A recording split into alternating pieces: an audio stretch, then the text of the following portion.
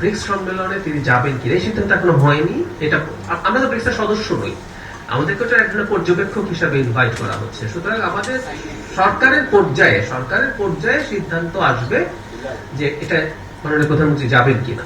গেলে তারপর কারোর সাথে, ইনফ্যাক্ট গেলে তো অনেকের সাথে বৈঠক হওয়ার সুযোগ থাকে।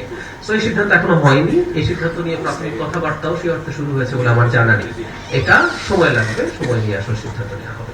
দায় মুক্তির ব্যাপারটা নিয়ে একটু বিভ্রান্তি আছে। বাংলাদেশের একজন মানুষ তার পদে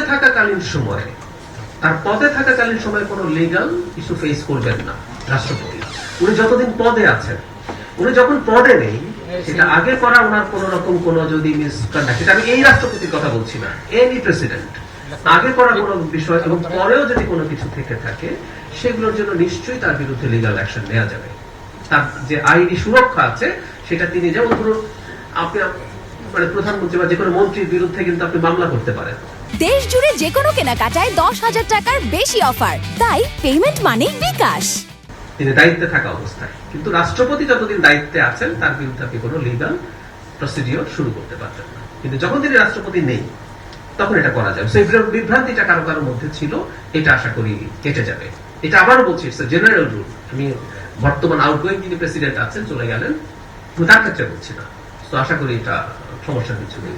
কোর্ট সরকার না, কোর্ট স্বাধীন এবং আইসিটি বা সব কোর্টই, মানে জনগণ সংক্ষুব্ধ মানুষ যেতে পারেন। সরকার কখনো কোনো মামলায় পক্ষ হয়, কখনো সরকার কিন্তু একটা পক্ষ, আদালতের সামনে সরকার একটা পক্ষ, আদালত একটা ইন্ডিপেন্ডেন্ট এন্টিটি। কখনো সবসময় সরকার পক্ষ হয়ও না, কখনো পক্ষ হয়। সরকারের বিরুদ্ধে কত রিট হয় এবং প্রচুর রিটে সরকার হারে। আপনি যদি খোঁজ নেন দেখবেন উচ্চ আদালতে অসংখ্য রিটে সরকার পরাজিত হয় জনগণের করা রিটে।